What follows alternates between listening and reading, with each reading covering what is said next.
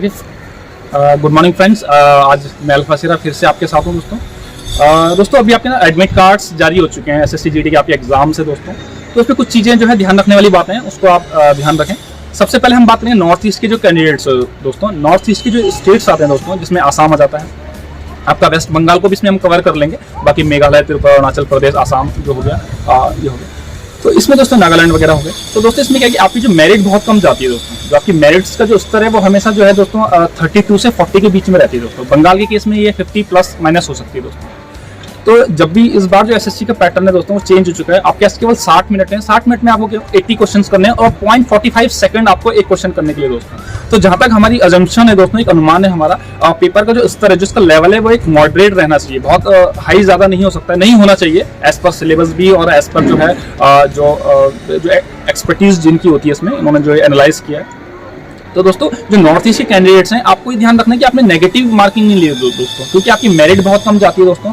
तो आप जो है सबसे पहले जो है आपने जो है, अगर आपको मैथ नहीं भी आती है, क्योंकि कई बंदे ऐसे ग्रुप में जिनको मैथ नहीं आती है, तो आपने डरना नहीं है दोस्तों। पहली बार जब भी आप रिटर्न के लिए जाते हैं, फुल फोकस होके जाएं, फुल कॉन्फिडेंस होके जाएं। आपने ये नहीं सोचा यार कि पेपर कैसा आएगा, मेरिट कैसे जाएगी, कट ऑफ क्या रहेगी, आप ना इसी चीजों में रहते हो। पहले आपको हो रहा था कि सर मेरा एडमिट कार्ड नहीं आ रहा, एडमिट कार्ड नहीं आ रहा। देखिए चीजें अपने टाइम के हिसाब से अपने आप हो जाती हैं, आपने उसकी ना टेंशन नहीं लेनी, क्योंकि चीजें हो जाएंगी। सुबह होती है फिर शाम हो जाती है, फिर सुबह होती है फिर शाम हो जाती है। अभी सुबह हो रही है, दिन हो गया, अगर मैं टेंशन नहीं लग जाऊं कि यार शाम कब होगी, शाम कब होगी, तो ये एक ऐसा प्रोसेस है, ये अपने आप हो जाएगी। ना तो मैं इसको जल्दी कर सकता हूं और ना आप इसको डिले कर सकते हैं, है ना। तो ऐसे आपका एडमिट कार्ड होते हैं और आपके क्या बोलते हैं, रिटर्न होते हैं, फिर मेडिकल, फिर फिजिकल, फिर मेडिकल होता है। तो पहले आपके मन में ये था सर एडमिट कार्ड नहीं आ रहा, नहीं आ रहा, नहीं आ रहा, नहीं आ रहा। तो एडमिट कार्ड आ जाएगा, आप हमेशा पेशेंस धीरज रखिए, है ना।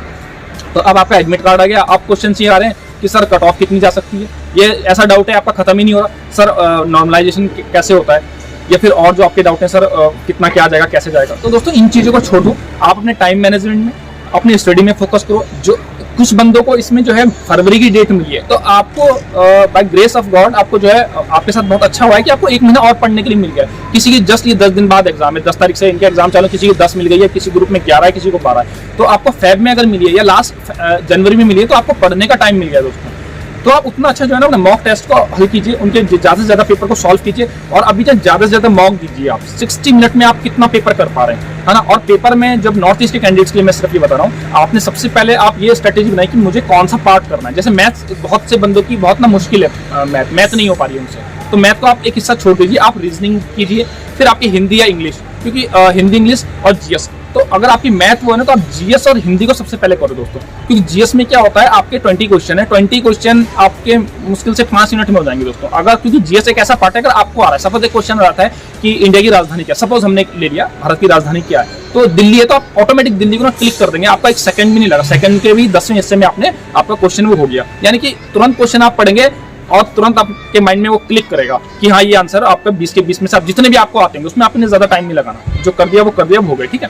ओके, फिर आपके आ गया हिंदी और इंग्लिश में, अगर आपको जो आप एज पर आपकी कन्वीनियंस के हिसाब से जो चूज कर रहे हैं, तो हिंदी इंग्लिश में क्या होता है दोस्तों, वो भी आप एक, जैसे आपने एक क्वेश्चन पढ़ लिया, वो बाजार जा रही थी, तो इसमें त्रुटि आपको ढूंढनी है, तो आपको पता होगा, तो आप 4 पढ़ेंगे, आपको तुरंत पता चलेगा। यानी कि टाइम कंज्यूमिंग पेपर नहीं होता, इसमें बहुत कम टाइम लगता है जीएस और हिंदी के पेपर में। तो ये 2 आपने कर लिए। तो नॉर्थ ईस्ट कैंडिडेट्स के लिए बता रहा हूँ, जब आप ये 2 पेपर कर लेंगे ना, तभी आपको कॉन्फिडेंट हो जाएगा कि मैं कट ऑफ मैंने पार कर लिए कि नहीं कर लिए, क्योंकि 40 क्वेश्चन हो गए 2 पार्ट के, 40 क्वेश्चन 80 उसके हो गए, तो यहाँ पे आपको 90% पता चल जाएगा यार मैंने इतना स्कोर कर लिया है कि मैथ और रीजनिंग में अगर मैं इतने नंबर लाऊंगा तो मेरा कट ऑफ क्लियर आराम से क्लियर हो जाएगा। तो आपने घबराना नहीं है बिल्कुल ही। फिर आपने रीजनिंग करनी है, क्योंकि रीजनिंग क्या है, रीजनिंग लोगों की ज्यादा अच्छी है, तो रीजनिंग आपने कर लेनी है। रीजनिंग के बाद बचे हुए समय में आपने मैथ्स करनी है। मैथ्स के 20 क्वेश्चन है, रीजनिंग और मैथ में आपने ये ध्यान रखना है, यदि आपको रीजनिंग कहीं पे फंसते हैं उसको छोड़ देना है आपने, क्योंकि टाइम बहुत कम है, उस क्वेश्चन के लिंगर ऑन नहीं करना है, क्वेश्चन को आप छोड़कर आगे बढ़े। मैथ में भी ऐसे ही करना है, 20 में से, क्योंकि 10 क्वेश्चन मैं ऐसे अजम्पशन लगा रहा हूँ कि बहुत आसान आएंगे, जो आप बिल्कुल ना ऑप्शन से ही देख के कर लेंगे, उसमें कैलकुलेशन की जरूरत भी नहीं रहेगी,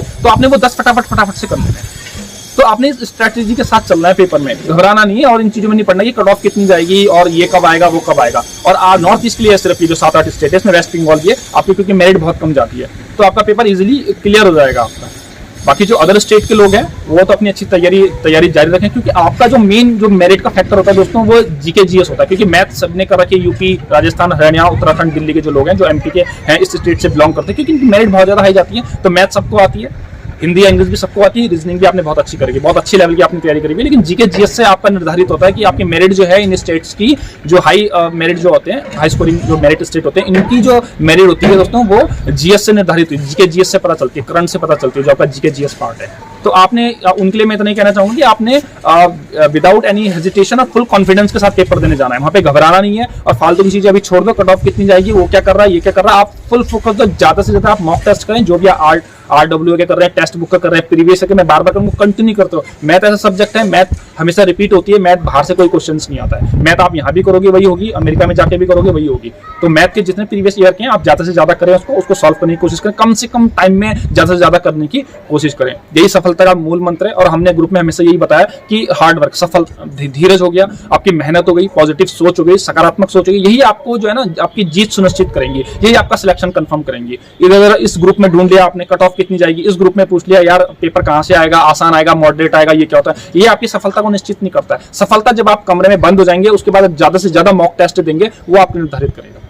तो आपके लिए क्या है कि हम जो भी ग्रुप में जो हमारे टीम मेंबर्स हैं, सारे एडमिन्स हैं, उनकी तरफ से जो है मैं एक वीडियो बनाने के लिए आपके पास आया था कि आपसे इंट्रो करूं, इंटरेक्शन करूं आपसे। उन्होंने सभी की तरफ से और सभी ने आपको जो है हमारे ग्रुप एडमिन ने सभी आपको जो है ऑल द बेस्ट बोला है। आप फुल कॉन्फिडेंस के साथ पेपर देने जाएं और पेपर रूम में जब भी आप जाते हैं, एग्जाम हॉल में जब भी जाते हैं तो एग्जाम फोबिया से बचना है, वहाँ पे एग्जाम स्ट्रेस से बचना है। एक तो सर्दी ज्यादा है तो अपने कपड़े आपने अच्छे लेके जाने हैं और अपने लॉकेट वगैरह, कड़े वगैरह जो भी है वो उतार दें वहाँ पे, फालतू को उन्हें लेके जाए, क्योंकि फिर आपके वहाँ कपड़े उतरवाएंगे, चेक करेंगे तो आपको स्ट्रेस हो जाएगा वहाँ पे। तो फालतू चीजें अंगूठी मुठी जो आप पहनते हैं सब उतार के जाएं, लेकिन गर्म कपड़े पहन के जाएं वहाँ पे, हमेशा कोशिश करें गर्म कपड़े पहन के जाएं। और कोई भी चिट विट कोई कागज चेक कर लें, कोई पैंट में हमारे पुराने कागज रहते हैं उनको आप पहले साइड कर लें और फुल कॉन्फिडेंस के, मेरा कहने का मतलब फुल कॉन्फिडेंस के साथ पेपर देने जाए। ये आप कर सकते हैं और हमने भी ये किया है और लोग ही करते हैं इसको, कोई बाहर से आके नहीं करता। और ये आप कर सकते हैं, आप ये आपको खुद को यकीन दिलाना है कि हाँ ये मैं कर सकता हूँ, ये मैं कर सकता हूँ। जब आप खुद को यकीन दिलाएंगे यही आपकी जीत सुनिश्चित करेंगे। तो ठीक है दोस्तों, फिर आपसे मिलेंगे, तब तक के लिए जय हिंद, जय भारत।